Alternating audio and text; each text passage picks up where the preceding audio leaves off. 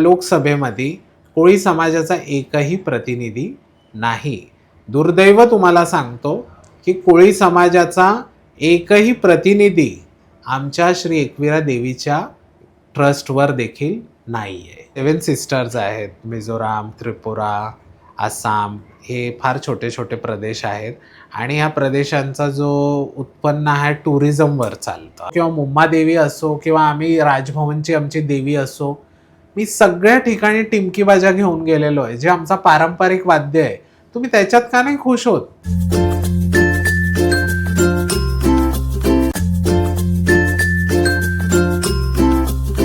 नमस्कार मित्रांनो, तुम्हा सर्वांना श्री स्वामी समर्थ.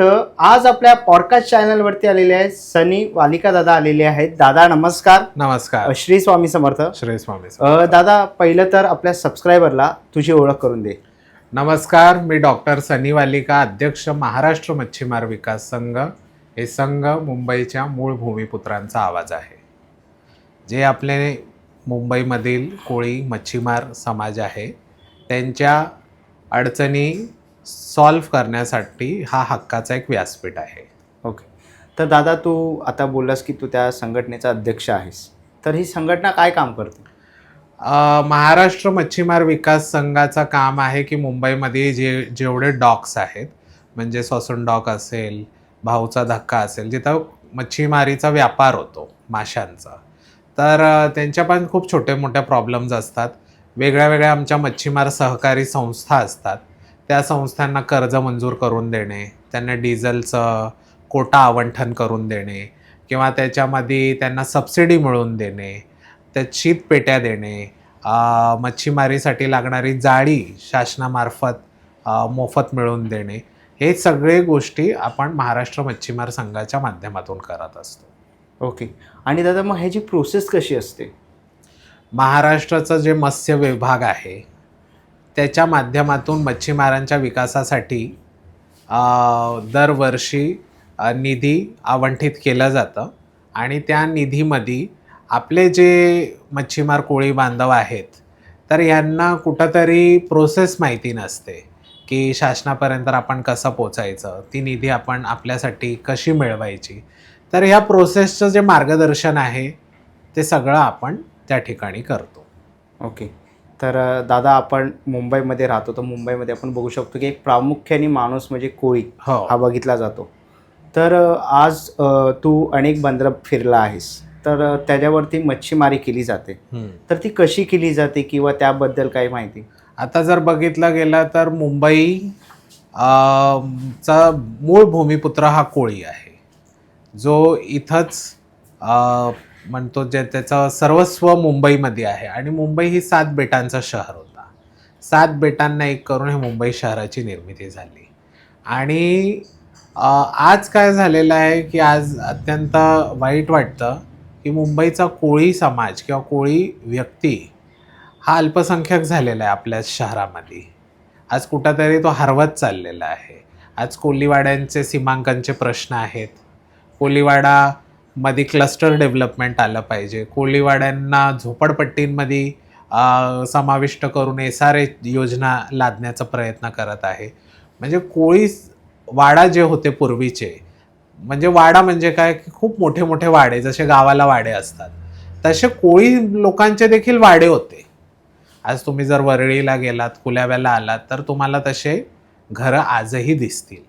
वर्सोव्याला गेलात तर तुम्हाला तशी घरं आजही दिसतील. आज काय झालेलं आहे की मुंबईच्या कोळी समाजामध्ये देखील काय झालेलं आहे की मच्छीमारी जो आमचा पारंपरिक व्यवसाय आहे, तर आज कोळी समाजच कुठंतरी ह्या व्यवसायापासून थोडासा दूर होत आहे.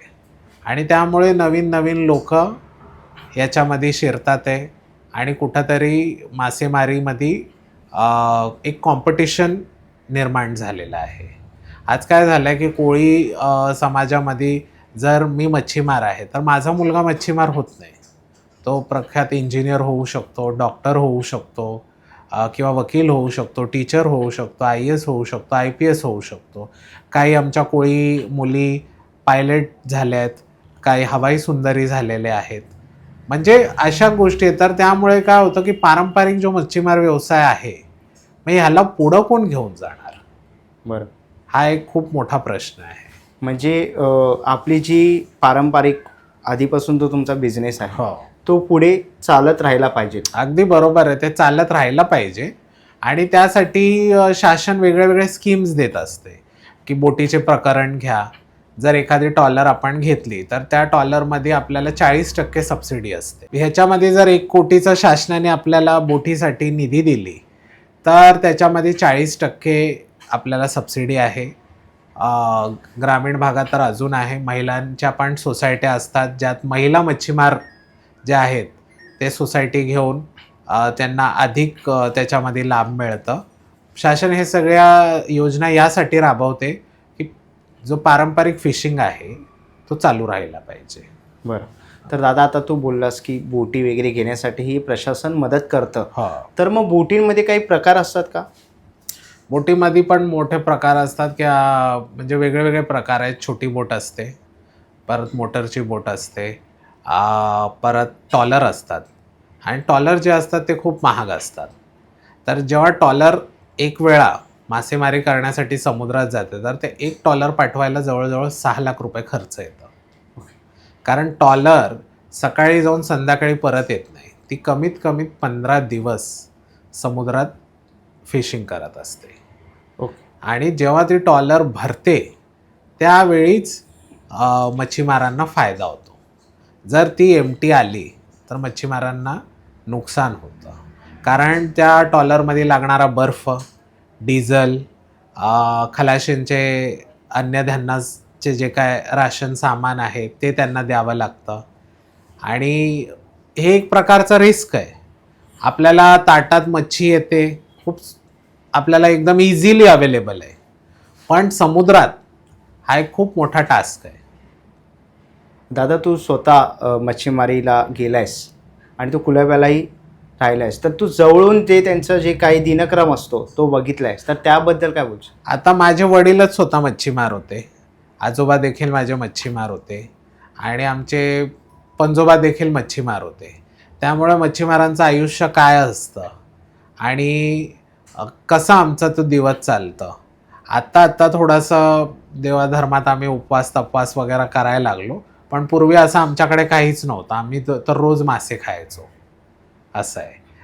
आत्ता मासे नॉनव्हेजमध्ये लोकं म्हणतात, की ते नॉनव्हेज आहे तुम्ही खाऊ नका. पण आमच्यासाठी तर ती वनस्पती आहे, समुद्राच्या खाली आलेली. त्यामुळे आमचं तर ते बोलतो ना, आमचं ते स्टेपल फूड आहे. जसं कोकणात पण राईस अँड फिश आणि कलकत्त्यात पण राईस अँड फिश हा स्टेपल फूड आहे, तसं कोळ्यांचा देखील हा स्टेपल फूड आहे. तर आता ते नॉनव्हेजमध्ये आल्यामुळे बरेचसे आध्यात्मिक लोकं वेगळे वेगळे गुरूंचे त्यांनी हे घेतलेले आहेत. तर त्यामुळे आता लोकं वार वगैरे पाळायला लागले. पूर्वी असं काही नव्हतं. ओके. तर दादा तू आता बोललास की माझ्या पणजोबांपासून हो, आमचा हा व्यवसाय चालू आहे. तर पणजोबा नंतर तुझे वडील झाले आणि त्याच्यामधली काही तुला अशी आठवण आहे की तू त्यांच्यासोबत मच्छी मारला वगैरे गेलायस? आता कसं आहे की तेव्हा पूर्वी असे हे टॉलर बिलरचे प्रकार 15-15, 20-20 दिवसाचे नव्हते. तेव्हा काय व्हायचं की मच्छी हे खूप कमी अंतरामध्ये समुद्रात मिळत होते. आता काय झालं की आता समुद्रामध्ये एवढं डेव्हलपमेंट आलेलं आहे. कोस्टल रोड आला आहे, सी लिंक आला आहे, अटल सेतू आलेला आहे, रिंग रोड्स आलेले आहेत. तर याच्यामुळे काय झालेलं आहे की मच्छी जे पूर्वी समुद्राच्या एकदम जवळपास खेळत होते, ते एवढ्या हेवी मशिनरीज आणि विकास जेव्हा समुद्रात होतो तर कुठलं तरी त्या व्हायब्रेशन्सनी मासे हे खूप डीप सीच्या जवळ गेलेले आहेत. त्यामुळे आज मासेमारी करायला आपल्याला फार खोल समुद्रात जावं लागतं. ओके. तर दादा तू आता बोललास की विकास तर होतोच आहे, तो सर्वांसाठी चांगलाच असतो, पण कोळ्यांसाठी विकास कुठे अडथळा बनतोय का? आता बघा काय आहे की समुद्रामध्ये आता आपल्याला माहिती आहे की महाराष्ट्राची बॉर्डर आहे, गुजरातची बॉर्डर आहे, गोवाची बॉर्डर आहे. पण समुद्रात असे काय बॉर्डर्स नसतात. कधी कधी काय होतं, मच्छीमारी करताना मच्छीमार लोक बॉर्डर्स ओलांडून जाऊ शकतात. त्याच्यामध्ये पाकिस्तानचे बॉर्डर पण फार जवळ आहेत. आपले कितीतरी मच्छीमार त्या ठिकाणी जेलमध्ये आहेत.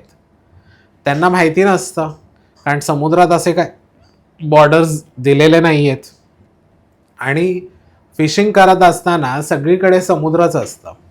त्यामुळे आता रेडार झाले, हे आले, टेक्नॉलॉजी आली. पूर्वी तर असं काहीच नव्हतं ना, आणि पूर्वी रिस्कही नव्हती एवढी.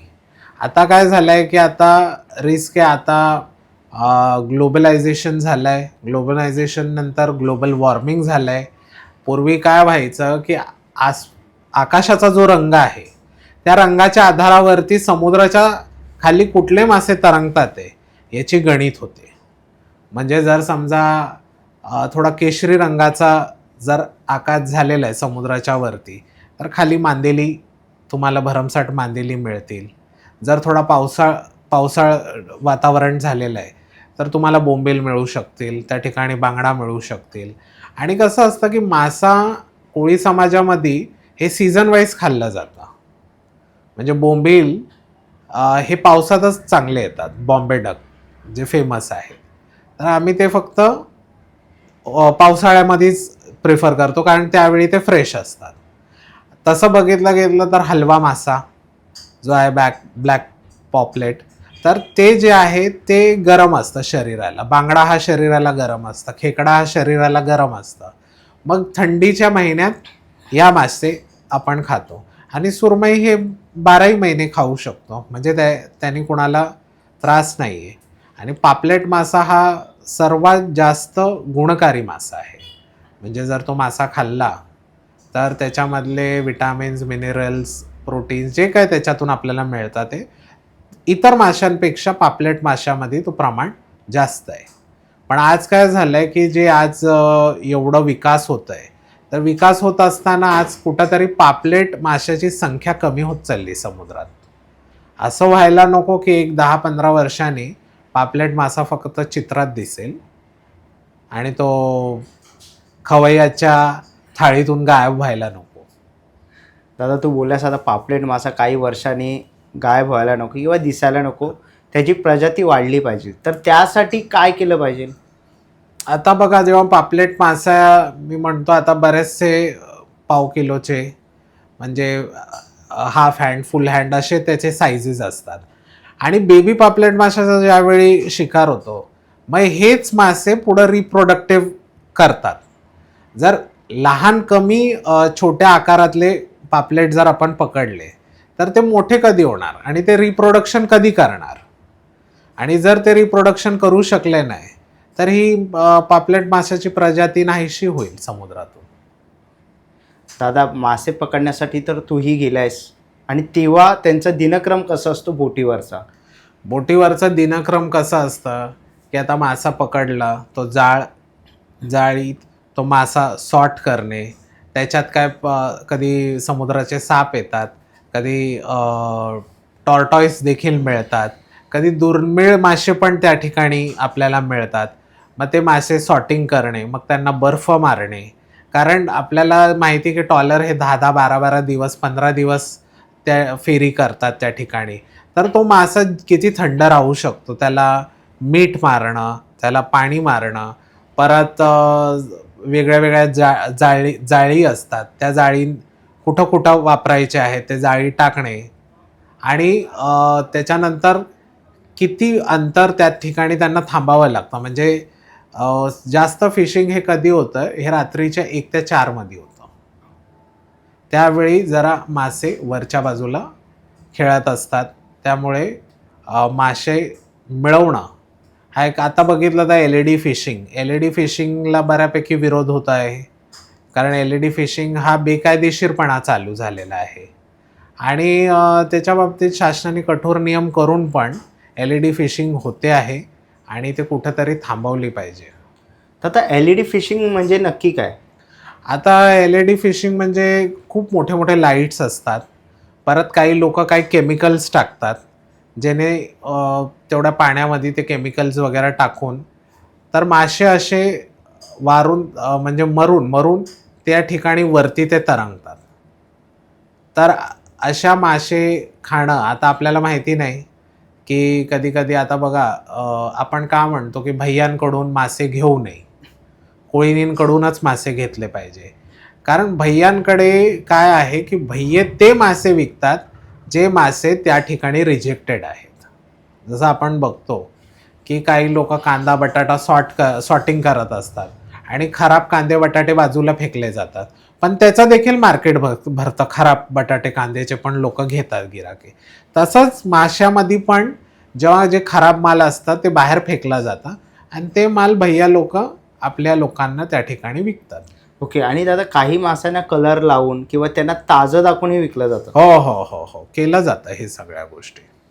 मग ते आपल्या बॉडीला किंवा शरीराला फूड पॉयझनिंगचे आपल्याला त्रास होऊ शकतात त्यामुळे. ओके. असं आहे. तर दादा माझा पुढचा प्रश्न असेल की तुम्ही जेव्हा बोटीवर जातात, ट्रॉलरवर जातात, तेव्हा तुमचं जेवण असेल किंवा अनेक दिनक्रम असेल, तो 15 दिवस आतमध्ये असतो. 15 दिवसानंतर कोळीमंद आपल्या घरच्यांना भेटतो. मग घरच्यांची म्हणजे एक धाकधूक असते. समुद्रामध्ये तुम्ही एवढे मासे जीवाची पर्वा न करता मासेमारी करतात. खरं म्हणजे शासनाला माझी विनंती आहे की तुमच्या पॉडकास्टच्या माध्यमातून की अजूनही कोळी समाजामध्ये इन्शुरन्स नावाचा प्रकार नाही आहे. म्हणजे बोटीचं इन्शुरन्स, मग त्याच्यानंतर जेवढे खलाशी जातात त्या ठिकाणी काम करायला त्यांचं इन्शुरन्स, मग जो बोटीचा तांडेल असतो, जो कॅप्टन असतो, ती बोट चालवणारा, त्याचं इन्शुरन्स. कारण कसं असतं की समुद्रात कधीही नॅचरल कॅलॅमिटी येऊ शकते. आपल्याला जेवढा शांत समुद्र हा दिसतो, पण जेव्हा जेव्हा आपण समुद्रात जात असतो तर त्या ठिकाणी कधी कधी वादळी वारा, पाऊस, हे सगळ्या गोष्टी आत बघावे लागतात. कधी कधी बोटी फुटतात समुद्रात, काही घटना घडू शकते. आता त्याच्यामध्ये काय होतं की जर कमवता घरातला गेला तर मग घर हा उघड्यावर पडतं. मग ह्यांना निदान इन्शुरन्सच्या माध्यमातून जर आपण ह्यांना कंपल्सरी इन्शुरन्स केलं, कोळी समाजाच्या कोळी लोकांना जे फिशिंगसाठी समुद्रात जातात, तर मला असं वाटतं ते फायदेशीर राहील. कारण काय कधी होईल सांगता येत नाही.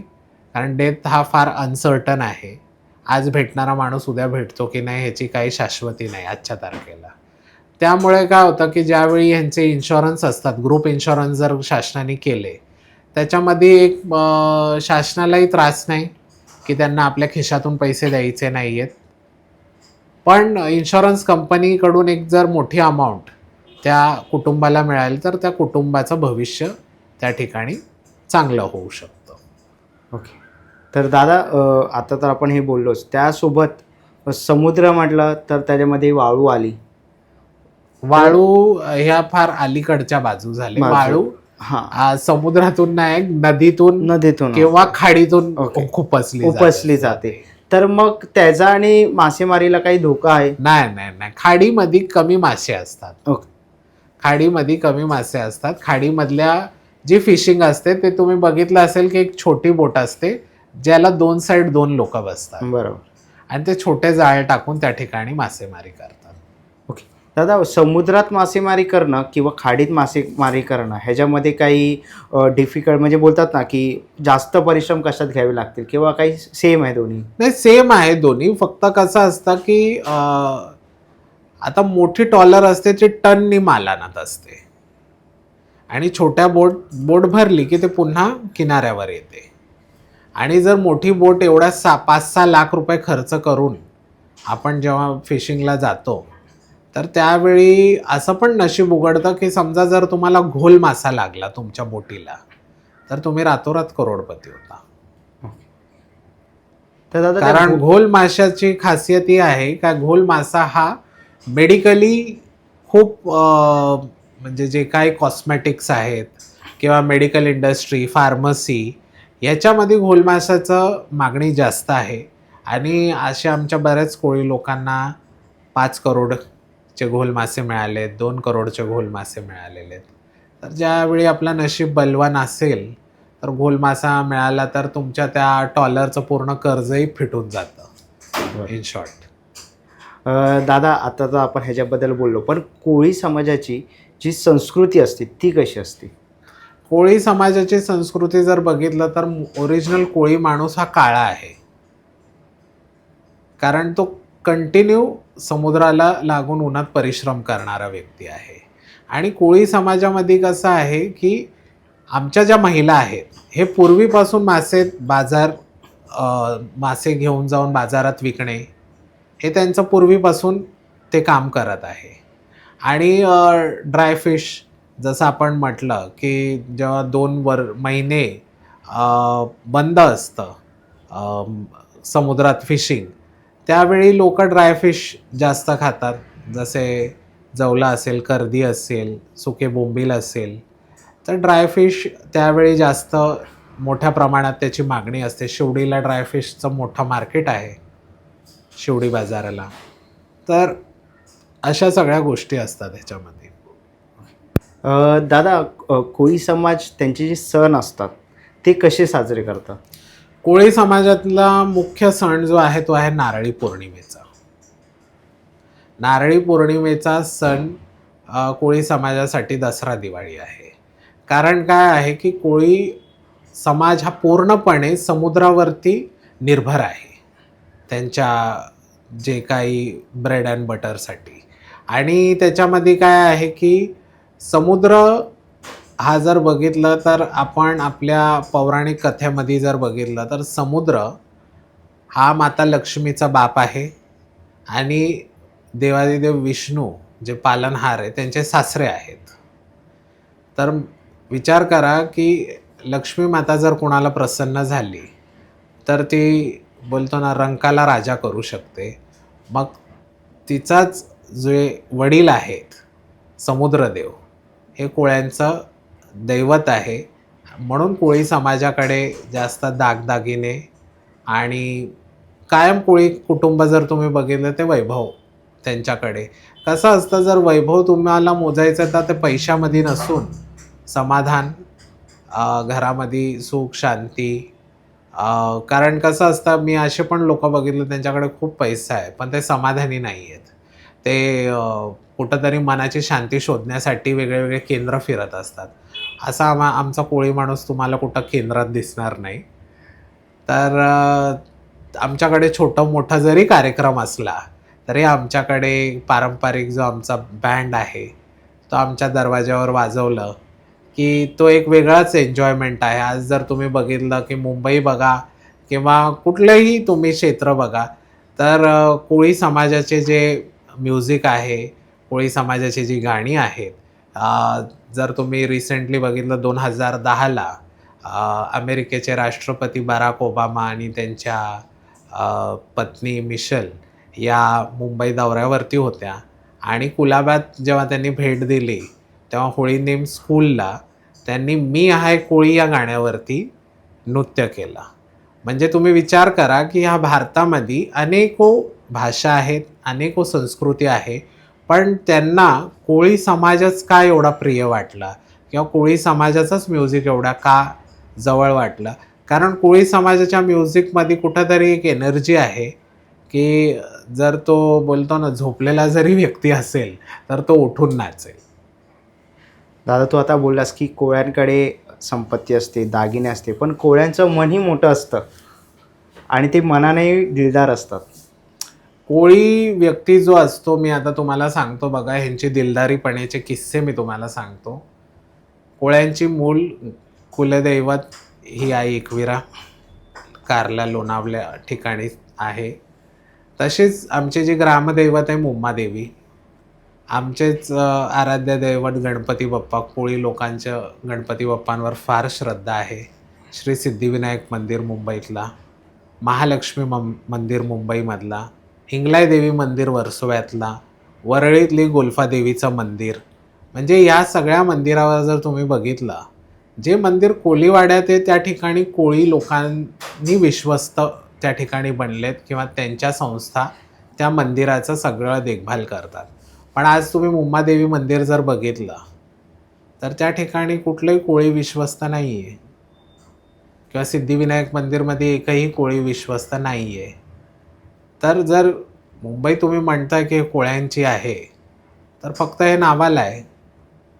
आज तुम्ही बघाल तर मुंबई महानगरपालिकेत 6 जण फक्त कोळी समाजाचे नगरसेवक आहेत. Not even 10%. 227मध्ये 10% घेतले तर 27 नगरसेवक तरी कोळी समाजाचे असले पाहिजे, पण फक्त 6 नगरसेवक कोळी समाजाचे आहेत. आणि जरी ह्यांना काय होतं की फक्त हे आपल्या गावापुरती बोलतात, गावापुरती न बोलता मुंबईपुरती बोललं पाहिजे. आपण काय होतं लिमिटेशनमध्ये राहतोय की ही माझी बाउंड्री आहे, ह्याच्या पुढं मी जाणार नाही.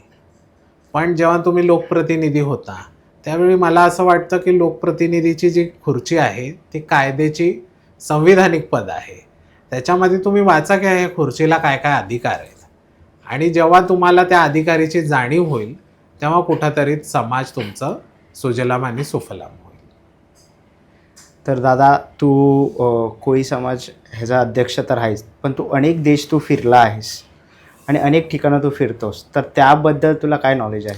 आता जर तुम्ही बघितलं गेलं की अनेक राज्य मी बघितले, आणि कोळी समाज जो आहे हा अखंड भारतात आहे. कोळी समाजातून राष्ट्रपती देखील झालेले आहेत, आणि त्या राष्ट्रपतीचं नाव आहे श्री रामनाथ कोविंद, जे कोळी समाजातून येत होते. पण आता काय झालं आहे की काय क्रिएटर्स आहेत इन्स्टावरती जे व्हॉट्सअप युनिव्हर्सिटीचा अभ्यास करतात, तर यांना काय वाटतं ते म्हणजे कोळी समाज.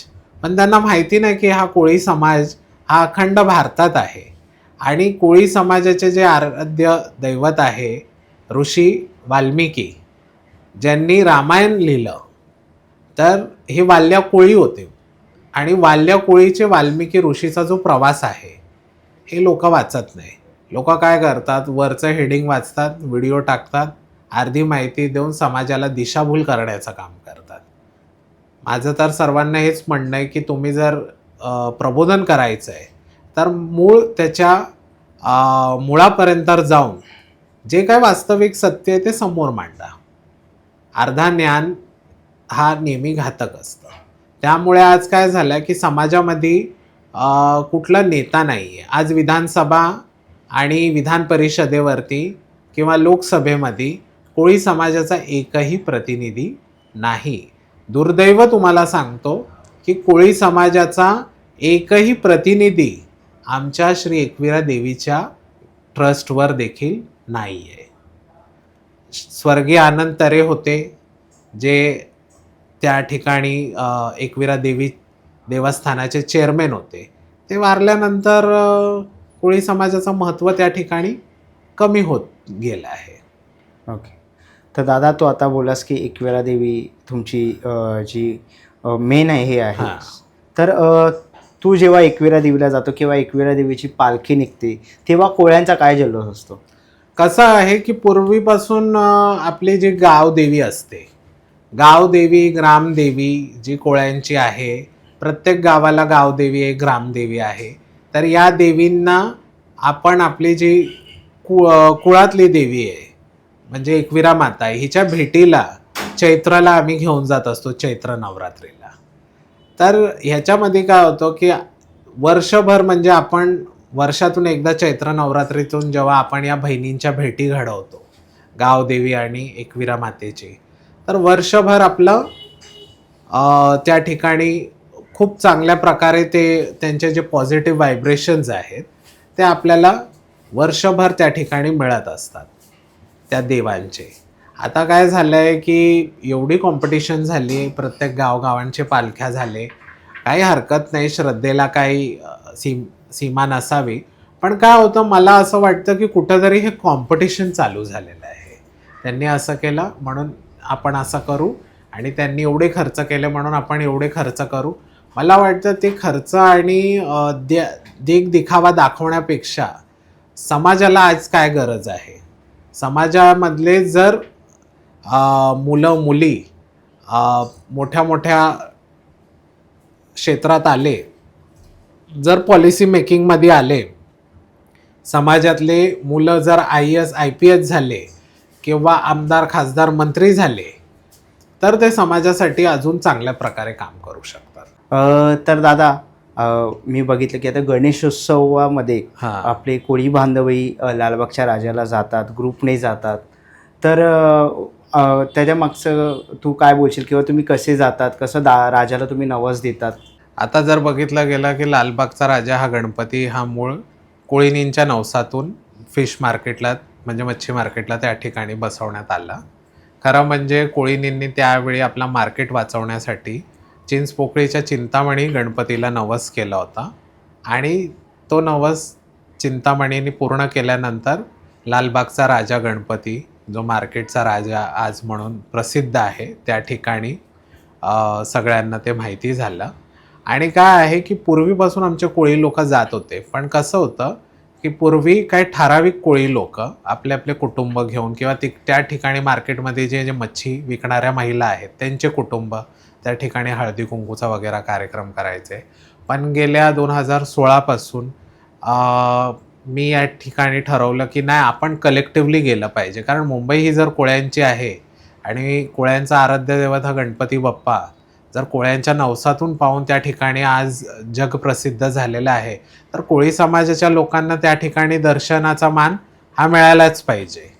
आम्हाला असं वाटतं की कोळी समाजाचे जे वाद्य आहे, जो आमचा टिमकी बाजा आहे, जो पारंपरिक आमचा जो बाजा आहे, त्या ठिकाणी सगळ्या कोळी लोक जसे आम्ही नारळी पौर्णिमेला तयार होतो तसंच तयारी करून आम्ही लालबागच्या राजाच्या भेटीला देखील जात असतो दरवर्षी. तर आता बघितलं तर आता काय झालं आहे, इंस्टाग्राम आणि सोशल मीडिया आल्यामुळे काय झालं आहे, बरेच नवखे नवखे नवीन नवीन लोक आलेले आहेत, जे म्हणजे त्यांना मला असं बोलू नाही की मला असं वाटत पण नाही की त्यांना घरी कोणी विचारत असेल, पण ते समाजाच्या बदलावासाठी काम करण्याचा प्रयत्न करत असतात. कसं असतं की इंस्टाग्रामच्या लाईक शेअर फॉलोसाठी न करता समाजामध्ये उतरून समाजाचे काय प्रॉब्लेम्स आहेत हे सोशल मीडियावरती नाही कळत, हे तुम्हाला समाजाच्या व्यक्तीला मॅन टू मॅन कनेक्शन फार गरजेचं आहे. आता काय होतं, प्रसिद्धीसाठी बरेच जण येतात, व्हिडिओज करतात आणि निघून जातात, त्याच्यानंतर ते वर्षभर त्या गल्लीत दिसत नाही ते लोक. पण आज जर तुम्ही बघितलं की मच्छीमारांच्या महिलांसाठी मासे कापू नये असं BMCचं रिसेंटली एक खूप मोठा ड्रामा झाला. त्यानंतर महापौर सन्माननीय रितू तावडे मॅडम त्या ठिकाणी गेल्या आणि त्यांना कोळीनींना म्हणजे त्या ठिकाणी त्यांना बोलतो ना एक प्रोत्साहन केला की तुम्ही इथं बिंदास मासे कापू शकता, हे तुमचा हक्काचं घर आहे आणि इथं तुम्ही करू शकता. त्या स्वतः बोलल्या की BMC प्रशासन कोळीनींच्या पाठीमागे आहे. तर अशा सगळ्या ज्या घटना कुठंतरी होतात आणि समाज डिस्टर्ब करण्याचं काम काही समाजकंठक लोक करत असतात, की ते बघायचा प्रयत्न करतात की समाज जागृत आहे की नाही. आता काही लोक नेतेगिरी करतात, ते फक्त सोशल मीडियावर करतात. त्यांना जर आपण म्हटलं की या एक अर्ज लिहा आणि जरा फिशरीज कमिशनरकडे जा, तर लोकांना काय वाटतं की BMCला कमिशनर आहे किंवा पोलिसांना कमिशनर आहे. पण इथं त्यांना एवढं सुद्धा ज्ञान नाही की फिशिंग इंडस्ट्रीला देखील एक फुल टाईम कमिशनर आहे, जो फक्त मच्छीमारांच्या कोळी लोकांच्या विकासावरती काम करतो. तर असे बरेच साऱ्या गोष्टी आहेत. आणि म्हणजे मी जेव्हापासून हे लालबागच्या राजाचं सगळ्या कोळी लोकांना सामूहिक दर्शनाचा कार्यक्रम चालू केला, तेव्हापासून आम्ही लालबागचा राजा, मुंबईचा राजा, चिंतामणी चिंचपोकळीचा चिंतामणी, राजा तेजूकायाचा आणि काळा चौकीचा महागणपती, हे 5ही गणपती आम्ही एका दिवसात सगळे कोळी लोक अगदी आनंदाने आमच्या गणरायाला भेटायला त्या ठिकाणी जातो. आणि खरोखर सांगतो तुमच्या पॉडकास्टच्या माध्यमातून की 5ही मंडळचे जे कोणी अध्यक्ष सचिव असतील, हे आम्हाला खूप चांगलं वेलकम करतात. आणि त्या ठिकाणी कसं असतं की 10 दिवस जेव्हा गणेशोत्सव होतं, त्यावेळी आमचेच कोळी लोक समुद्रात विसर्जनाला देखील त्यावेळी या मंडळांना सहकार्य करत असतात. पण जे कसं असतं की कोळी समाज हा प्रेमाचा भुकेला आहे, त्याला कुठं मान प्रतिष्ठा किंवा पोझिशन ह्याच्यामध्ये इंटरेस्ट नसून त्या ठिकाणी तो खूप धार्मिक आहे, सांस्कृतिक आहे. त्याला म्हणजे आनंद, तुम्ही जर बघितलं की खरे कोळीवाड्यांमध्ये आनंद कसं साजरा केला जातं. आता तुम्हाला सांगतो, आमच्याकडे हळदी असेल, वाढदिवस असेल किंवा साखरपुडा असेल, लग्न असेल, तर बरेच जण त्या ठिकाणी ते बघायला येतात की ती मज्जा मस्ती कोळीवाड्यामध्ये कशी चालते. होळीचा कार्यक्रम असतं वरळी कोळीवाड्यामध्ये, धारावी कोळीवाड्यामध्ये, माहीम कोळीवाड्यामध्ये. तर बरेचसे क्रिएटर्स जे काही आहेत, यूट्यूबचे चॅनल चालवतात, ते सगळे त्या ठिकाणी ते किती पारंपरिक, म्हणजे कुठेही परंपरेला संस्कृतीला धक्का न लावता तो कार्यक्रम किती योग्य आणि सुंदर पद्धतीने साजरा केला जाता, हा एक शिकण्यासारखा विषय आहे.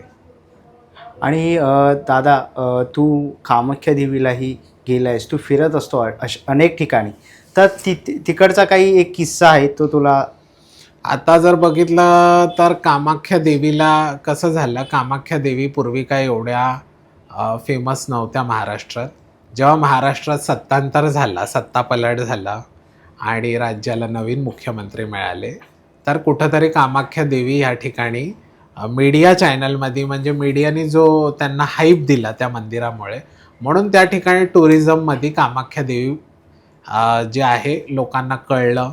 आता काय झालं की बरेचसे आपण इंटरव्ह्यूज बघत असतो, पॉडकास्ट बघत असतो, त्याच्यामध्ये असं दाखवलं जातं की कामाख्या देवीला गेलात की हा तंत्र होतं, ते तंत्र होतं, वशीकरण होतं, उच्चाटन होतं, म्हणजे स्तंभन होतं, अशा बऱ्याचशा त्याच्यामध्ये प्रकार आहेत. तर बघितलं गेलं ना, तर आता तुम्ही बघितलं तर असं आहे की ते एक बोलतो ना शक्तीचं एक विद्यापीठ आहे कामाख्या देवीचं.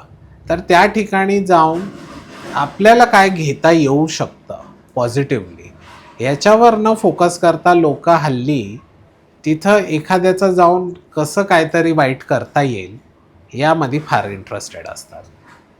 आणि आता जसे आपण व्हिडिओ बघत असतो की रेड्यांची बळी त्या ठिकाणी दिली जाते, कोंबड्याची दिली जाते, कबूतरची दिली जाते, बकऱ्याची दिली जाते, तर ही खरी गोष्ट आहे, ही दिली जाते आणि ते प्रत्येकाच्या मान्यावर आहे. बरं, असं पण तिथं आहे की हे पण एक बोलतो ना लोकांना मिसअंडरस्टँडिंग आहे की तिथं बळी 2 प्रकारे चालते.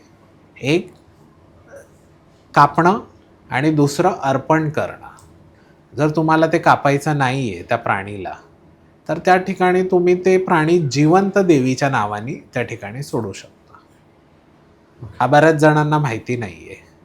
लोकांना वाटतं की ते रेडे कापलेच पाहिजे, बकरे कापलेच पाहिजे. जर तुम्हाला असं वाटतं की नाही पशु हत्या आपल्याला वाटतं की हे नाही केलं पाहिजे, तर तुम्ही ते पूर्ण पशु देवीच्या नावाने पूजा करून त्या ठिकाणी तिला अर्पण करू शकता.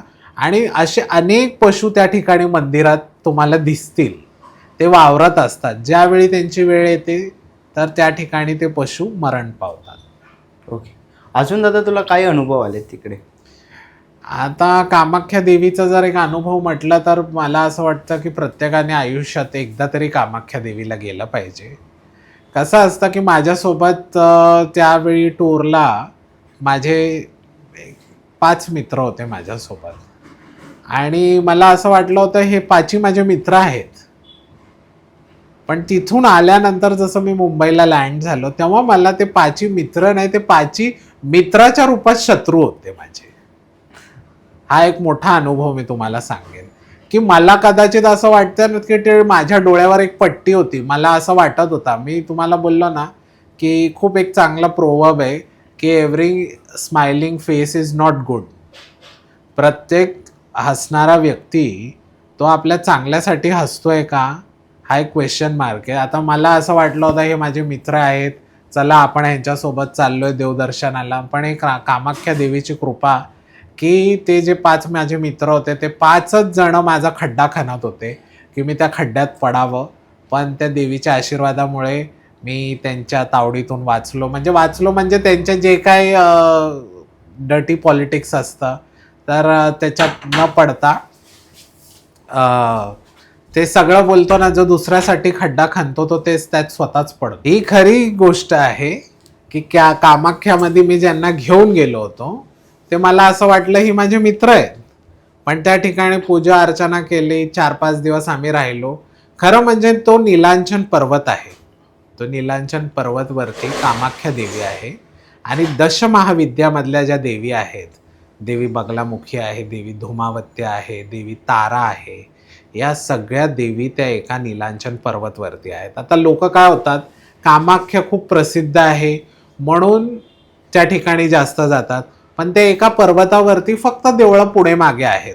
एक सगळे मंदिरं 10चे 10 दशविद्याचे मंदिरं एक अर्ध्या तासाच्या अंतरावर सगळे मंदिरं आहेत. लोक काय करतात, कामाख्याला जातात आणि बाकी ठिकाणी ते जात नाही कारण त्यांना माहितीच नाही.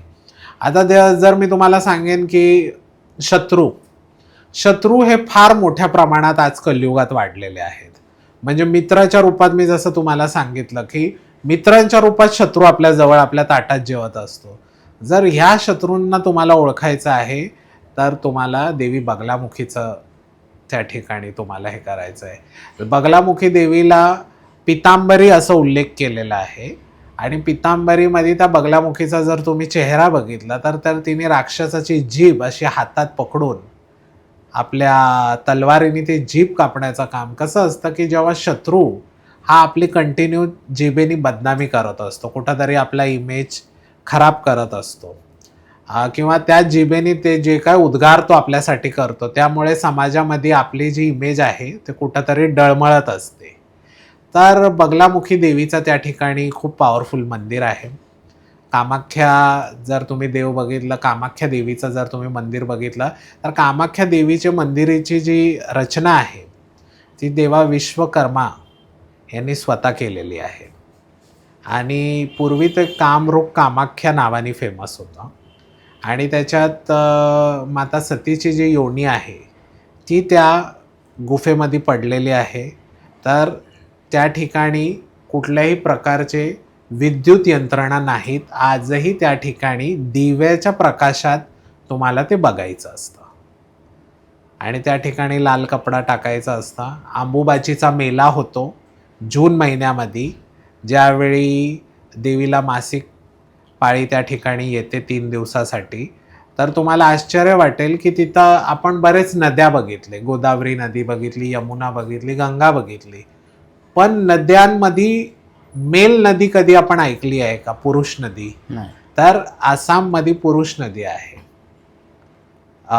तर त्या ठिकाणी आपण नदी नाही म्हणता येणार, त्याला नद म्हणता येईल. तर ब्रह्मपुत्र जो नद आहे त्या ठिकाणी जेव्हा देवीला मासिक पाळी येते तर त्यावेळी ते नदीचा जो पाणी आहे तो पूर्ण लाल रंगाचा त्या ठिकाणी होतो 3 दिवसासाठी. आणि हा अंबुबाचीचा जेव्हा मेला होतो जून महिन्यात, तो आहे आता 22 जून ते 24 जून 26 जूनपर्यंत तो मेला आहे. त्यावेळी देवीचे जे मुख्य दरवाजे आहेत ते बंद केले जातात आणि त्या ठिकाणी संपूर्ण लाल रंगाचे वस्त्र त्याच्या आजूबाजूला ठेवले जातात. ते 3 दिवस जेव्हा तो कार्यक्रम संपतं देवीचं, त्याच्यानंतर ते वस्त्र जर आपल्याला, खूप भाग्यवान लोकांना ते वस्त्र मिळतात, ते वस्त्र जर आपल्याला मिळालं तर आपल्यावरती कोणीही कुठल्या प्रकारचेही जे तांत्रिक क्रिया आहेत जर ते आपल्याकडे असले तर ते असे तांत्रिक क्रियाज आपल्याला लागू होत नाही. ही त्या देवीची ख्याती आहे. तर दादा तू बोललास की मी गेलो होतो देवदर्शनाला, मग त्याच्यानंतर पुढे तू कुठे गेलास? त्याच्यानंतर शिलाँगला गेलो होतो. शिलाँगला माझं तुम्हाला सांगतो की शिलाँगमध्ये जर तुम्ही बघितलं, मेघालय राज्य ते 7 सिस्टर्स आहेत. मिझोराम, त्रिपुरा, आसाम हे फार छोटे छोटे प्रदेश आहेत आणि ह्या प्रदेशांचा जो उत्पन्न आहे टुरिझमवर चालतं. अरुणाचल प्रदेश हे वेगळ्या वेगळ्या प्रदेश आहेत. तर शिलाँगमध्ये मी गेला असताना तर शिलाँगमध्ये मी एका कॉटेजमध्ये थांबलो होतो आणि त्या कॉटेजमध्ये मी बघितलं की म्हणजे मला तो अनुभव आजही आठवतं की एक कॉटेजमध्ये मी रात्री थांबलो होतो आणि मी त्या ठिकाणी डावकी रिव्हर आहे, त्या ठिकाणी एक स्पॉट आहे डावकी रिव्हर म्हणून. तर त्या डावकी रिव्हरला आम्ही खेळून बिळून आलो. तर डावकी रिव्हरचा जो पाणी होता तो एकदम, मी हातात घेतला ना तर काळा पाणी. जसं आपण बघतो की पाण्याचा रंग कसा असतो, खूप असं स्वच्छ असतं किंवा पाण्यात आपण कुठला रंग टाकतो तर ते पाणी त्या रंगाचं होतं. तर त्या डावकी रिव्हरला आहे ना असे एकदम काळपट पाणी होतं तिथं. मला असं वाटत होतं की तिकडं खूप सारे नेगेटिव्ह एनर्जीज त्या ठिकाणी आहेत. तिथं तुम्हाला खोटं वाटेल की एवढं जंगल असून मी रस्त्यावर एक भटका कुत्रासुद्धा पाहिला नाही. म्हणजे आपण नेहमी बघतो की भटके कुत्रे, मांजरे, पक्षी असे, पण तिथं त्या ठिकाणी तसं काहीच दिसलं नाही. तर त्या कॉटेजला जेव्हा मी थांबलो होतो शिलाँगला, तर रात्रीचे 2:30-3 वाजले होते. तर कॉटेजचा दरवाजा आवाज आल्यानंतर मग मी जेव्हा तो दरवाजा उघडला, कारण तिथं अशा कॉटेजेस बनवल्या टुरिस्टसाठी लोकांनी, तर कोणीच नव्हतं दरवाजाच्या बाहेर. मी समोर बघितलं आजूबाजूला, मला वाटलं माझे माझे रूममध्ये माझे मित्र वगैरे जे राहिले होते ते कदाचित आले होते असतील. माझे रूममधले माझे रूममेट्स झोपले होते. तर मी वॉशरूममध्ये गेलो आणि मी जेव्हा चेहरा धुतला, म्हटलं आता काही झोप येणार नाही, रात्रीचे 3-3:30 वाजले होते. तर मी जेव्हा चेहरा धुतला वॉशरूममध्ये आणि जेव्हा मी आरशात बघितलं, तेव्हा मी त्या ठिकाणी एक असा चेहरा बघितला त्या आरशामध्ये, ते अजूनही मला आठवतं, की त्याच्या एवढ्या कपाळावरती एक असा कुंकवाचा रेष होता आणि एवढा भयानक तो चेहरा होता. त्याच्यानंतर मी तुम्हाला सांगतो, की मला माहिती नव्हतं, की हे काय आहे. त्यानंतर मुंजा नावाचा चित्रपट आला. मुंजे नावाचा. मुंजा नावाचा हिंदी चित्रपट आला, ब्रह्मराक्षस, ज्यात कोकणातली कहाणी दाखवण्यात आली. तर हे ब्रह्मराक्षसचा जो एक्सपिरियन्स होता मला, तो शिलाँगमध्ये मला आला आणि तिथून आल्यानंतर 8 दिवसापर्यंत तर माझी तब्येत ही फार खराब होती. म्हणजे मला ती जी निगेटिव्ह एनर्जी होती तिकडं, त्या निगेटिव्ह एनर्जीतून बाहेर पडायला मला एक जवळ-जवळ 8-10 दिवस गेले त्याच्यातून बाहेर यायला. कसं असतं, की जेव्हा तुम्ही आध्यात्मिक असाल, तुम्ही देवभक्तीच्या मार्गात असाल, तर असे जे एंटिटीज आहेत हे तुमच्या जवळ येतात, कारण ह्यांना मोक्षाकडे जाण्याचा रस्ता हवा असतो आणि कुठंतरी मग हे एंटिटीज आपल्या जवळ येण्याचा प्रयत्न करा. कारण आपण आध्यात्मिक रिलेशन्समध्ये जास्त असतो किंवा आपण बरेचसे आध्यात्मिक गुरूंना आपण भेटत असतो. तर आता काय होतं, की जीवन लोकांना काय वाटतं संपलं, पण ते आत्मा तर हे निरंतर आहे, ते संपत नसतं. आता ते पुन्हा ते कुठल्या जन्मात येणार आहे, कुठल्या योनीत जाणार आहे आपल्याला तर माहिती नाही. हा शरीर तर म्हणजे ते संपायचंच आहे आज ना उद्या, बरोबर. असं आहे. पण आत्माचं संपन नाही आहे ना, आत्मा फक्त शरीर बदलत असते. दादा, तू आता बोललास की काही एंटिटीज तुला दिसल्या, ब्रह्मराक्षस बोललास, हो. आणि त्यांनी नंतर तुला काही त्रास दिला किंवा तू? नाही, असं त्रास म्हणजे त्यावेळी मला ती जागा सोडताना त्रास झाला. कारण काय झालं, कारण मला तिथून त्या ठिकाणावरून मला परत गुवाहाटीला येऊन फ्लाईट पकडायचं होतं आणि ते पूर्ण त्या प्रवासामध्ये म्हणजे मी पूर्ण दिवस पाणी देखील पिलो नाही. म्हणजे इथपर्यंत मला एक्झर्शन झालं होतं त्या गोष्टीचं. ते एनर्जी एवढी हावी झाली होती. असं आहे. आता त्याच्यात काय होतं, की अशा वेळी आपण बघा, जेव्हा आपण नवीन-नवीन जागा जातो, आपण एक तुम्हाला सांगेन, की काही लोकं असे पण म्हणतील, जे बेअक्कल लोकं आहेत, ते असे पण म्हणतील, हे असं सगळं काही नसतं. हे सगळं असं सगळं काही नसतं ना, तर नक्कीच एकदा जाऊन बघावं. आणि आता तुम्ही म्हणू शकता, की आपण म्हणतो, की मुंबईला रे रोडची दर्गा आहे, ती त्या ठिकाणी भूतं काढतात. आपण आपल्या डोळ्यांनी बघितलेलं आहे मुंबईला. तसंच गाणगापूरला पण दत्त महाराजांच्या स्थानावरती तुम्ही YouTube बघा किंवा तुम्ही लाईव्ह जाऊन गाणगापूरला बघा, तर त्यात ज्या लोकांकडे निगेटिव्ह एंटिटीज असतात, त्या ठिकाणी ते लोकं असे उलटे गोष्टी करत असतात किंवा भिंतीवर चढण्याचे प्रयत्न करत असतात किंवा ते काहीतरी शिव्या देत असतात किंवा काहीतरी वेगळे ते चाळे करतात, म्हणजे जे नॉर्मलपेक्षा एकदम वेगळे आहे. तर ह्या सगळ्या गोष्टी का होतात? असंच तर होत नाही ना. तर जसं तुम्ही म्हणता ना पॉझिटिव्ह आहे, तसं निगेटिव्ह पण आहे. जसे देव आहेत, तसे दानव पण आहेत. पूर्वी देव पण होते, राक्षस पण होते. मग आत्ता जर तुम्ही तुम्ही जर सांगता की देव आहेत, मग तुम्ही राक्षसचे पण गोष्टी आपण हे केले पाहिजे.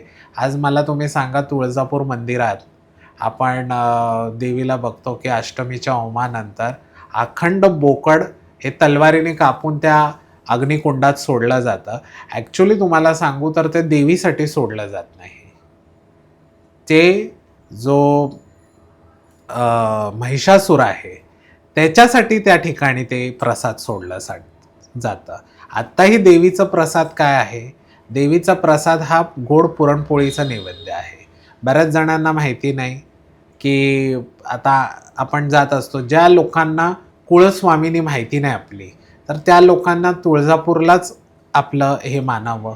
छत्रपती शिवाजी महाराजांनी त्यांची देखील कुलदैवत आई भवानी तुळजापूरची होती आणि आहे आणि त्या ठिकाणी त्यांनी त्या मंदिराचं रक्षण केल्यामुळे आज आपल्याला त्या ठिकाणी दर्शनाचा लाभ मिळत आहे. त्यामुळे कसं असतं की बऱ्याच जणांना, आता तुम्हाला सांगतो, आता एकविरेला पण जर तुम्ही बघितलं तर एकविरा देवीला पण पुरणपोळीचं नैवेद्य आहे. पण जे आमच्या सातबायांचं स्थान आहे किंवा जे काही आता मी तुम्हाला सांगितलं जसे देवीचे रक्षक आहेत, तर त्यांना कुठंतरी कोंबड्या बकऱ्याचा नैवेद्य त्या ठिकाणी द्यावं लागतं.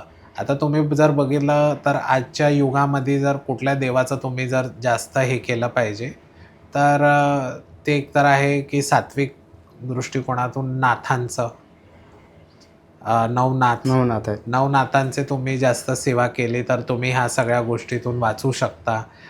किंवा हनुमानजींची जर तुम्ही चांगली भक्ती केली, कारण हनुमानजी हे अमर्त्यांचं वरदान आहे. ते आजही आपण जे काही वायू, पवनपुत्र, तर हनुमानजींचा तुम्ही त्या ठिकाणी हे करू शकता. आणि तुम्हाला असे वेगळे अनुभव येत जातील. जेव्हा तुमची आध्यात्मिक ताकद वाढते, तुमची भक्ती वाढते, त्याच्यामध्ये तुम्हाला नवीन गोष्टी त्याच्यातून तुम्हाला अनुभवायस मिळतील.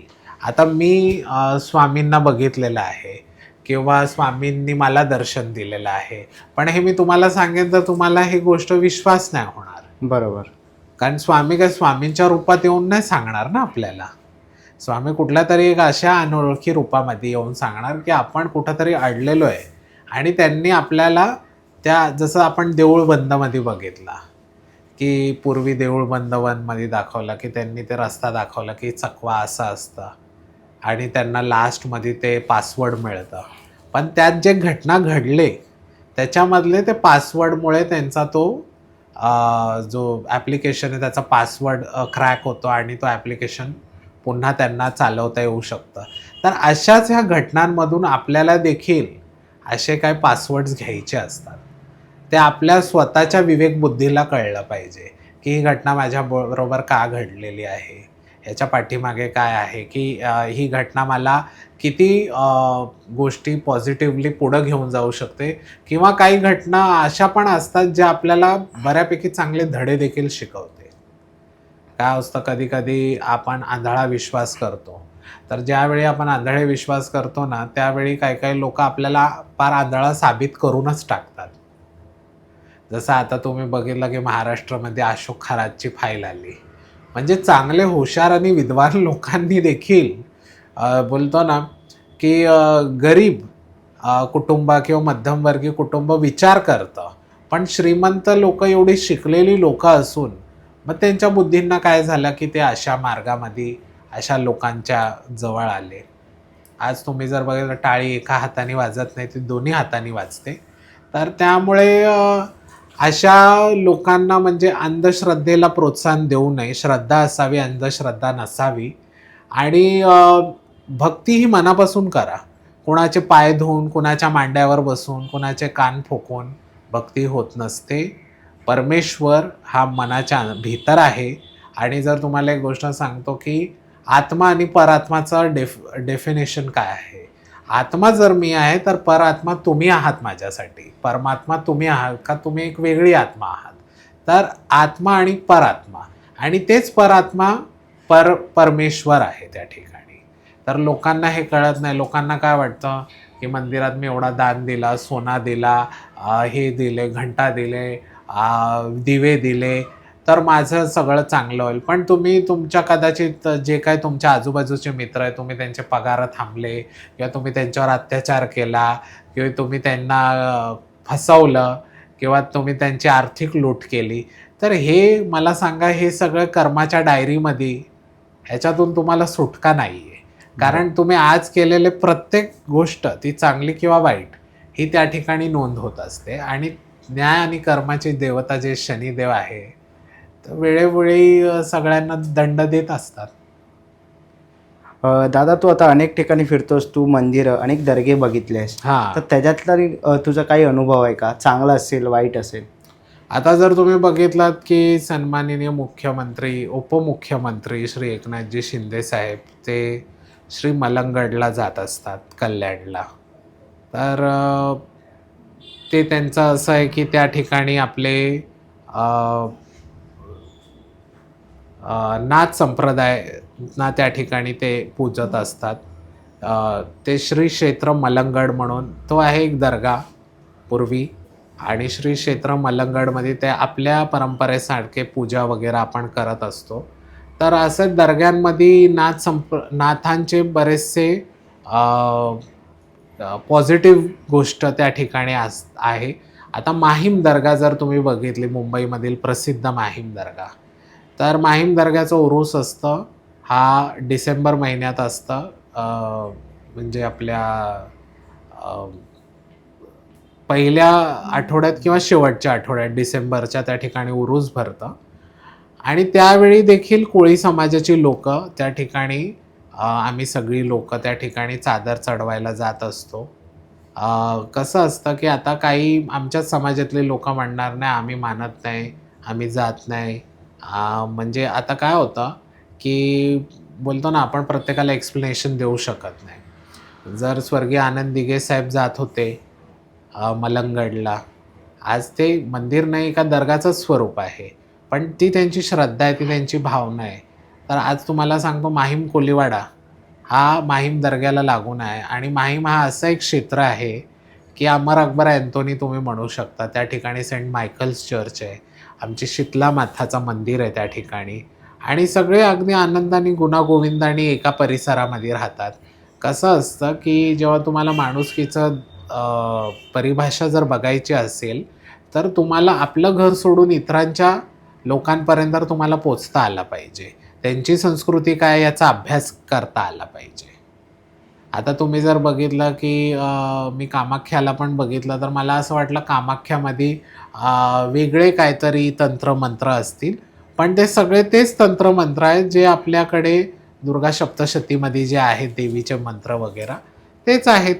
म्हणजे या देवी सर्व भूतेषु जे आपण म्हणतो, सेम गोष्ट कामाख्याला देखील आहे.